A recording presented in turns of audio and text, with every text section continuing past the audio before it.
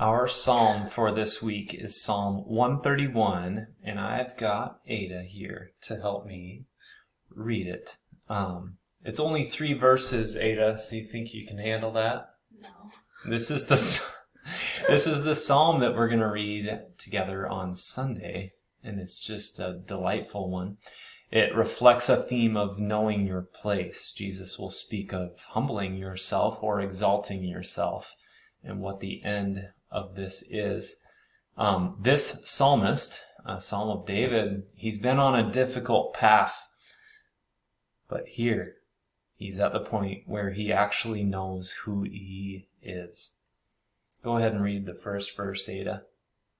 My heart is not proud, Lord, my eyes are not haughty. I do not concern myself with great matters or things too wonderful for me. All right. So the psalmist here is not trying to climb a social ladder anymore. He's not trying to understand things that is beyond what he can understand. He realizes who he is, a creature, not a creator.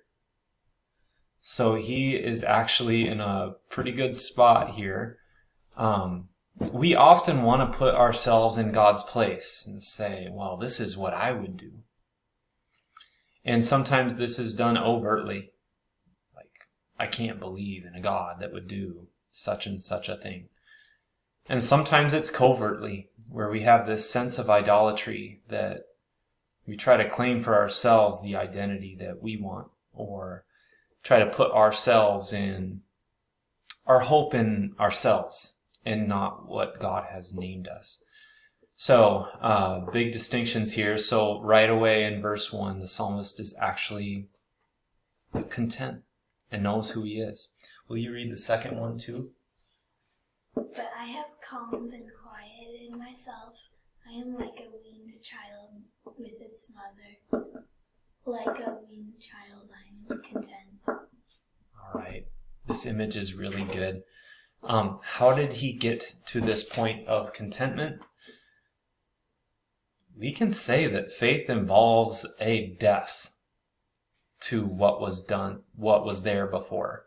So this image of weaning, I think, is really helpful. It hasn't been easy. You probably don't remember this, Ada, but a child who's being weaned doesn't like it.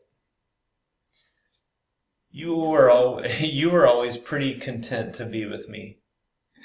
Your sisters were not.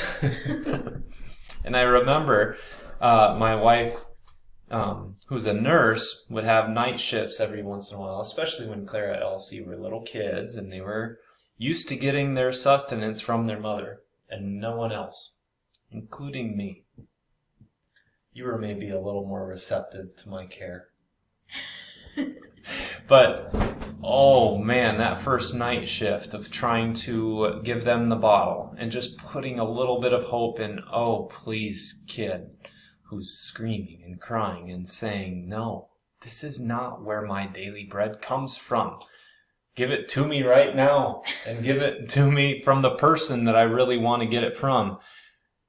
When we're weaned from this, there's a lot of tears involved. Ada, you probably even shed a few tears when you were a baby too, during that stage. And we all did. So we want to, as that child, want to demand everything of the mother, get what we can, when we can get it. And for a child that's being weaned, that's taken away. So it's a part of growing up. It's a new maturity. The psalmist here is weaned from the food that can never quite satisfy. So we try to grasp these things like social ambition, self-seeking things that we think are going to make us content, and they don't.